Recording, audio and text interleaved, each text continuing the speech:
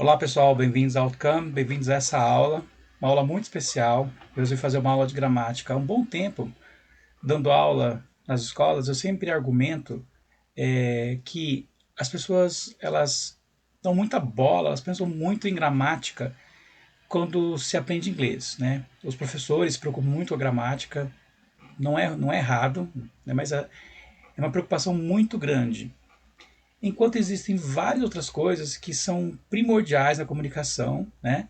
Que de repente é deixado de lado, ou seja, as pessoas elas dão menos valor a esses detalhes, né, e dão muito valor à gramática, como se fosse a gramática a única coisa que fizesse com que alguém falasse, por exemplo, um novo idioma. Eu tenho estudado, tenho visto que a gramática ela representa 10% do que você conseguiria, por exemplo, para se comunicar em inglês.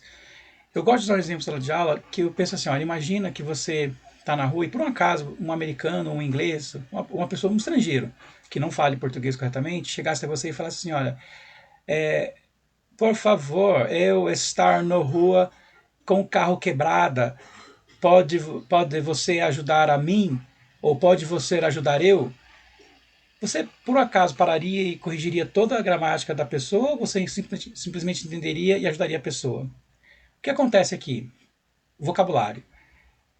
Quando eu falei, eu não usei gramática nenhuma, né? Uma gramática que seria reconhecida pela língua portuguesa como padrão. Porém, você não deixaria de olhar para ele, você não falaria assim, não entendi nada que você falou, então não vou te ajudar. Então, como eu digo, é uma preocupação exacerbada com a gramática. E qual que é a minha dica, então? Se preocupe com o vocabulário. Mas tem uma coisa que vai além disso, que é como aprender esse vocabulário, né? Nas minhas aulas eu falo muito sobre chunks e como aprender por chunks. Isso é algo intuitivo, é como as pessoas aprendem, por exemplo, a própria língua, tendo em vista que português, que é a nossa língua, é muito complexa. E, no entanto, embora se estuda gramática na escola para saber o que é certo e o que é errado, para escrever melhor, para se comunicar melhor, para se comunicar não, para saber o que é certo. Porém, mesmo que você fale errado, por exemplo, para mim fazer totalmente errado, pensando em padrão linguístico, porém, as pessoas falam e todo mundo entende, né? Então, algumas pessoas vão torcer o nariz, outras pessoas nem ligam, outras pessoas falam assim mesmo, e por aí vai. Agora, existe um conceito que eu tenho falado e me despertou a atenção porque eu comentei com alguns professores e falaram assim, nossa, que interessante isso. Com certeza existe com certeza alguém, um linguista, deve ter estudado isso de uma outra forma, porém, eu criei uma ilustração que tem sido muito útil para os alunos entenderem a questão da aprendizagem de gramática, né? Porque as pessoas falam assim, nossa, aprender inglês é difícil, aprender inglês é difícil. E talvez irrita se eu falar assim, não é. E de fato não é. E você entendeu o porquê agora. Tem uma aula que eu falo sobre como existem vários vocabulários, e aqui vocês vão ver isso, que são parecidos com o português. Essa é uma outra aula, mas hoje eu vou me concentrar na gramática. E a primeira coisa que eu tenho que entender em gramática é o seguinte: eu coloquei aqui, ó, gramática em inglês. O problema está no espelho. Pense nisso, o problema está no espelho. Como assim, professor? Continuando. Eu vou mostrar aqui, ó. Olha só. Pense bem aqui, ó. Olha essa imagem que quer ilustrar o que eu quero dizer. E logo na sequência eu vou explicar para vocês o que eu quero dizer com isso. Então vamos lá. No espelho eu tenho lá um típico inglês, né, bem caricato, e fora do espelho eu tenho nós, né, um típico brasileiro, caricato também. Mas vamos lá. Olha essa frase. I speak English.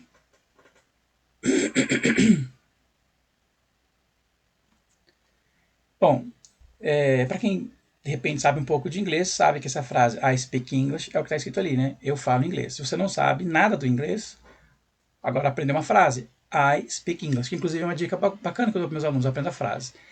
Mas olha só, a questão do espelho que eu quero dizer. Eu, I. Speak, falo, ou falar. É um espelho um pouquinho distorcido, mas é espelho, porque de repente uma pessoa fala assim, não, mas como é que eu digo falar em inglês, to speak? E eu falo, I speak. E ele fala, é, eu, eu, é, eles falam. No inglês, aí vem a facilidade, porque é tudo speak. Bom, tem o she é diferente, mas aí tá vendo, aí já começa onde não é espelho mais. Mas vamos se concentrar no que é espelho. Aqui é um espelho, ó. I speak English, eu falo inglês. Então pense nisso. É espelho. Eu, speak, falo, English, inglês. Igualzinho, não é verdade? Vamos para o próximo exemplo. I speak English fluently. Aqui eu acrescentei só o advérbio, ou seja, fluentemente, que inclusive parece muito com o português, fluentemente. Isso ajuda bastante quem está aprendendo inglês. Até aqui os alunos falam isso, nossa, que maravilha, então o inglês realmente é fácil, o inglês não parece tão difícil quanto eu imaginava que era. Os alunos ficam felizes e tudo mais. Mas na verdade é.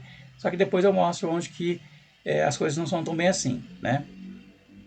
I am studying English. Eu estou estudando inglês. De novo, eu, am, estou, studying, estudando. Então o aluno já aprende que ING é ando, indo e endo, né? Nem sempre, mas tudo bem. Depois a gente fala sobre o que não é espelho. E English, inglês. I always study English. Eu sempre estudo inglês. Ou seja, mesma sequência, as palavras eu consigo traduzir uma por uma. Se eu fosse no tradutor, por exemplo, pegasse palavra por palavra, eu conseguiria fazer essa frase. I studied English yesterday. Aqui só foi acrescentado o ed para mostrar que é o passado, e aí você aprende um padrão.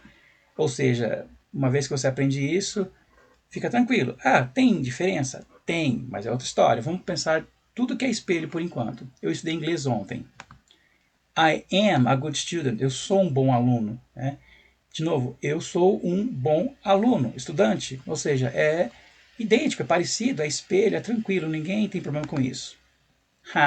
Mas uma hora o espelho quebra. E é aí que vem o problema. É aí que eu quero mostrar para os alunos aonde que os alunos se desesperam, ficam se preocupando com a gramática de uma forma exacerbada. Sim, a preocupação é importante, mas a pergunta é como que eu poderia me preocupar com isso? Como eu poderia fazer para que fosse uma viagem mais tranquila para aprender inglês? Então vamos lá. Quando a gramática não é espelho, é aí que o bicho pega. Eu dou aula de inglês há mais de 15 anos e é sempre, sempre os mesmos erros. Nunca, nunca um aluno tem erros diferentes do outro. É um padrão, né? E observar padrão é uma coisa muito bacana. Você está aprendendo uma língua estrangeira, por exemplo, você começa a observar padrões. Mas um profissional de qualquer área, depois de muito tempo trabalhando, ele começa também a observar padrões, né? E esses padrões, eles ajudam, por exemplo, a criar metodologias, a criar uma aula como essa. Então vamos lá. Dentro desse padrão, o que pega para os alunos? Vou mostrar para vocês agora. É aí que tá, olha só. É aqui que o bicho pega, literalmente, né? Are you a student? Aqui o aluno dá aquela bugada, né? Como vocês dizem, né? Como as pessoas dizem, bugada. Por quê? É como se você falasse assim, é você um aluno? É você um aluno? Então pensa o seguinte, para facilitar a vida. É como se você, já que as pessoas têm o hábito de pensar em espelho, as pessoas têm o hábito de traduzir, que inclusive eu sempre falo para não traduza, aprenda do jeito que é. Mas enfim, as pessoas traduzem. Então, traduza pensando se você fosse um americano falando. Então, um americano pensando em inglês falaria português assim: é você um aluno? Porque ele traz o sujeito, né, para o começo da frase para transformar em pergunta. Então, ou seja, o brasileiro apenas muda a entonação para falar. Eles mudam aonde está o auxiliar, que é o o está. Então, é você um aluno? Simples assim. Quando a gente explica isso, tem aluno mesmo assim que ele fica confuso. Aí quando acontece isso, dá uma dica. Tenta você buscar o padrão. Tenta você olhar. Porque quando você conseguir olhar, enxergar, vai ser mais fácil. Muitas vezes, quando o professor está explicando, o aluno não consegue entender. Aliás, uma outra dica. Se você gosta da gramática, tem vários vídeos no YouTube para isso. Eu recomendo sempre se concentrar no exemplo e nunca na explicação. Porque se você se concentrar na explicação, você vai ser bom de explicar, ou talvez vai ficar confuso, pensando assim, nossa, como é que eu falo isso mesmo? Sempre se atente ao exemplo. E aí o ideal, se você estuda sozinho, é ter pelo menos um amigo, um professor, para falar assim, olha, eu entendi isso, é por aqui? E eu, como professor, digo, sim, é por aqui. Mais ou menos. Ou seja, eu vou guiar o aluno. Então é importante que o aluno seja ativo, que ele vá atrás, mas sempre ele vai precisar de alguém, que seja um amigo, que seja alguém que já fala inglês, e melhor ainda, um profissional que saiba o que está fazendo. Vamos ao segundo exemplo. Do you study English? Aqui é o pior de todos. Por quê? Bom, nós temos esse do. Né? A primeira angústia do aluno é saber o que é do. Né? Do pode ser fazer. Mas você fala assim, poxa vida, mas fazer você estuda inglês? E até pensei esses dias que se você pensasse assim, é algo que você faz, né? Ou seja, eu estudo inglês. Então, é como se um americano inglês pensasse assim, ó, fazer você estudar inglês ou estuda inglês, fazer você estuda inglês, fazer você estudar inglês. Então, fazer você algo, fazer você comer, fazer você... É esquisitíssimo, mas se você pensar assim, você entende que eles precisam do auxiliar para fazer uma pergunta em algo que você faz. E onde está o bicho aqui? Quando o aluno aprende lá para trás, por exemplo, I study English, eu estudo inglês, I am a student, eu sou um aluno, e se ele pensar palavra por palavra no espelho, ele nunca vai errar. Ele vai errar quando ele não pensar no espelho, por exemplo, ou não gravar essas frases. Acontece muito, tá? Se ele entrar aqui e pensar o seguinte, poxa vida, mas qual a diferença? Ah, sim, é que a primeira é você é. Então eu tenho que usar um verbo de ser, ou seja, o are é ser, né? Ser e estar. Então, de novo, é você um estudante? Né? Se fosse afirmativa, você é um estudante. Já para perguntar o que você faz, eu preciso do verbo fazer. Então, você fazer estudar inglês, ou seja, você estuda inglês. Aí, lá pelas tantas, aparece o did. Meu Deus, o que é esse did?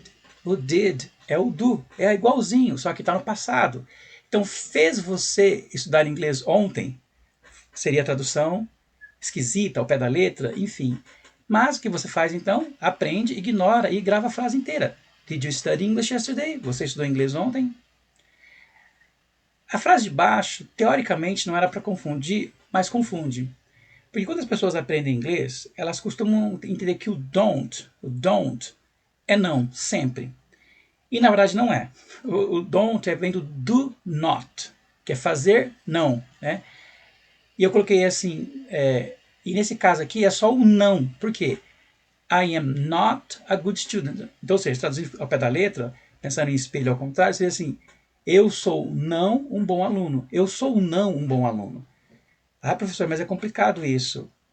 Depois, aí eu dou uma outra dica. Memorize frases ou memorize exemplos e você reconstrua outros exemplos. Tanto que nas aulas eu trabalho muito com a ideia de chunk, justamente por isso, porque daí ela contempla a gramática sem esse peso de você ter que saber a parte mecânica da coisa. E se você ficar pensando na parte mecânica da coisa, você entra num processo lento. Inclusive, recomendo um livro muito legal do Daniel Kahneman, chamado Thinking Fast and Slow, Pensamento Rápido e Devagar, que é a área da pós-graduação que eu faço, da economia comportamental. Se você entrar na análise da gramática, você entra no processo lento e logo você nunca vai falar inglês fluente ou entender inglês fluentemente. Então você tem que criar mecanismos que o inglês se torne automático, que você não pense nele. E essa forma de aprender, onde eu mostro o aluno aprender por chunks, para quem não sabe, chunks é pedaços, o aprendizado se torna intuitivo. Você vai errar no começo? Vai. Você vai sentir falta de uma explicação técnica? Vai. Porém, não é a explicação técnica que vai fazer você falar. Por mais... Tem uma época que eu me vencia pelos alunos e explicava a parte técnica. E eu percebo que não leva a nada. Pelo contrário, eles ficam frustrados porque eles percebem que não entendem. E quando eles aprendem por chunks, eles aprendem naturalmente, só que eles acham que não aprenderam a gramática. É uma coisa absurda. Tanto é que nas minhas aulas eu passei a adotar uma lista de gramática e eu peço para os alunos procurarem no YouTube.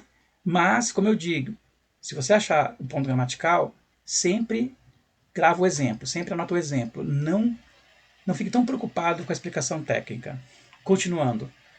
I am not a good student. Então, se você traduzisse como espelho, seria eu sou não um bom aluno. A frase de baixo é o que eu tinha dito da ideia do don't, né? I don't study English. Na verdade é I do not, porque está abreviado ali, study English, né? Ou seja, eu faço não estudar inglês. Nossa, professor, que bizarro. Sim, é bizarro, mas é uma língua estrangeira. Tanto é que a palavra estrangeiro significa estranho, é uma língua estranha. Uma língua estranha que você já fala. A parte de baixo é bem interessante. As pessoas olham como fosse algo difícil, e no entanto, se você pensar bem, é algo muito fácil. Olha só no português, se eu quiser falar no futuro, eu deveria dizer assim, eu viajarei, eles viajarão, nós viajaremos, e por aí vai. Ou seja, você aprende vários verbos do futuro e você tem que saber onde que eles se encaixam. Aí eu faço uma pergunta, como que vocês sabem disso? Como que nós sabemos disso como brasileiros, né? A gente simplesmente aprende no dia a dia. Professor, mas tem que aprender isso em inglês? Claro que tem. Existem técnicas, nas minhas aulas eu aplico, para que você aprenda isso de forma natural, sem se preocupar tanto com a técnica, né, os termos técnicos da gramática. Mas vamos ali. O will, ele tem a função de verbo auxiliar. que é igual ao do, que é um verbo auxiliar, igual ao dele, um verbo auxiliar. A professora, mas falou que do é fazer? Sim, o do é fazer, mas naquela função ali, ele só tem a função auxiliar. O will é ainda mais complicado, porque quando as pessoas aprendem a palavra will, eles querem traduzir a palavra will. Bom, vou lá traduzir will para você. Will é vontade, desejo. Por exemplo, I am willing, eu estou com vontade. I'm willing to go, estou com vontade de ir. Professor, mas ali tá. Qual é a função do will ali naquela frase? A única função do will é transformar o verbo travel em futuro, ou seja, viajarei. Pensa assim, que no português a gente pega o verbo viajar e coloca um ei, na frente. Ou seja, então, a ideia de futuro está acoplada à palavra, o que é mais difícil.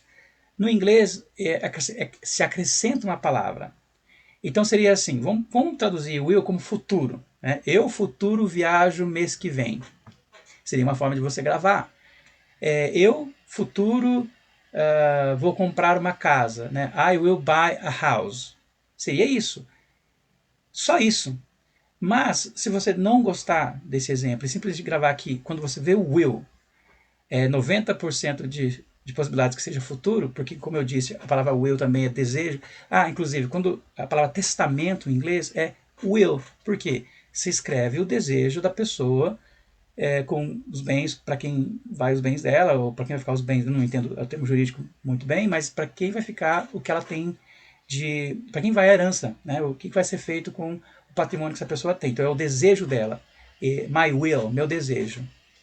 Mas, bom, enfim, essa questão de aprender a palavra, vocabulário, a ideia de vocabulário. Aqui é um verbo auxiliar, ou seja, I will travel next month. E se você entender uma lógica, você vai saber que quando você vai transformar isso em pergunta, vai para frente, ou seja, futuro viajar você amanhã, ou seja, will you travel tomorrow? Porque é uma lógica, daí se você aprende isso com tranquilidade, pronto, vira um padrão. Professor, tudo isso, mesmo você explicando assim, eu acho confuso. Dica de ouro, só grava o exemplo. Foi assim que eu aprendi inglês sozinho, embora eu tenha feito curso superior, fiz letras, línguas estrangeiras modernas, estudo até hoje bastante coisa, inclusive gramática, mas vai por mim. O que vai fazer você falar é exemplos, são chunks. Isso eu depois, aprendendo alemão, percebi a mesma coisa. Alemão é uma língua super difícil de aprender. Eu aprendi alemão quando ignorei a gramática. Existem coisas básicas que ajudam, como entender isso, por exemplo, que o auxiliar vem antes. Então isso eu entendi, mas assim, se você me perguntar tecnicamente em alemão, eu não saberia explicar. Em inglês eu sei porque eu sou professor de inglês, mas em alemão eu não sei. Poderia me ajudar? Claro que poderia me ajudar. Mas agora eu já falo alemão, eu já entendo alemão. Essa é a diferença. Então eu sempre falo para o aluno, primeiro você aprenda. Professor, mas tem como aprender sem gramática? Não existe uma resposta contundente para o sim, mas eu diria assim que 90% sim. E o que basta, depois você só aprende o que é necessário saber, entende? Professor, e esse would? Qual que é a função dele? Esse would é o nosso iria. Então, por exemplo, eu viajaria, eu andaria, eu compraria. Então, ou seja, o would vamos traduzir como possibilidade. Inclusive o would é engraçado porque não consigo imaginar a tradução para ele. Não, o will eu brinquei que é futuro, mas o would é o que? É o futuro passado. Então, por exemplo, assim, eu, futuro possível, gosto de viajar. Não faz sentido, não tem como se traduzir assim. Então você tem que entender que talvez, então, para pensar melhor, seria assim, tá? Like, é gostar. Então eu gostaria, então na língua portuguesa eu tenho esse ia, faria, fariam, né? Então eles fariam, nós faríamos. Então esse detalhe que te acopla, né, que a gente acrescenta no final do verbo para mostrar que é futuro, eles acrescentam antes para mostrar que é o futuro, no caso aqui, de possibilidade, né? Ou seja, um futuro que é um pensamento, ou seja, eu andaria, eu compraria. Então, I would like to travel, eu gostaria de viajar. Eu jogaria I would play. Né? E isso aqui é uma aula que eu quero dar para vocês como introdução à gramática. Eu tenho uma lista que eu criei com o nome da gramática de cada etapa da língua inglesa, né? O mais importante. Lembrando, inclusive, eu quero fazer um vídeo sobre isso, que 90% do que a gente fala no dia a dia é presente, passado e futuro. É o que você mais precisa saber. E, de novo, se você entender que muitas muitas coisas são espelho e as outras que não são espelhos, basta você meio que aceitar que é assim, já ajuda bastante, certo? Então, ali eu só marquei onde o bicho pega, né? Ou seja, o que não é espelho. Então, lá o are you, do you, did you, I'm not, I don't, I will, I would. E uma coisa que eu noto como professor é que por mais que se explique, sempre fica alguma coisa para trás. Eu mesmo como aluno, tentando aprender música, tentando aprender outros idiomas, eu percebo que às vezes uma explicação de um professor, ela pode ser brilhante, mas o aluno não entende. Mas é uma coisa que eu tenho notado é o seguinte, que inclusive é parte da metodologia, active learning, aprendizado ativo. Tenta você criar uma teoria. Pega ali, compara. Nem que depois você pergunte para um professor, porque daí às vezes você criando uma teoria para você mesmo e o seu cérebro ele trabalha em cima daquilo, então vai ficando claro para você. Aí quando eu chegava para o professor, eu falei assim, professor, eu notei algo. Eu notei, por exemplo, que toda vez que pergunta, eles invertem tudo, né, professor? É isso mesmo? Exatamente. Então, ou seja, porque pensa comigo, um dia alguém analisou as línguas entre si e perceberam essas coisas, né? Ah, são pessoas brilhantes? Será que são tão brilhantes assim? Talvez são pessoas que tiveram mais tempo de se debruçar sobre isso. Mas, enfim, existem várias dicas, ou seja, ou você simplesmente memoriza, ou simplesmente aceita que é assim, ou tenta criar sua própria teoria, mas no final das contas, o que vai dar certo? Quando você sentar, parar, pensar, analisar e aceitar, né? Ou seja, porque, pensa comigo, um erro nosso é pensar que a língua estrangeira é um espelho perfeito, né? No caso do inglês, ajuda muito porque tem muita coisa parecida. Se você aprendesse mandarim, por exemplo, não teria nada parecido. Se você aprende russo, eu não sei russo, mas eu creio que tenha, se tiver alguma coisa parecida, é muito pouco, né?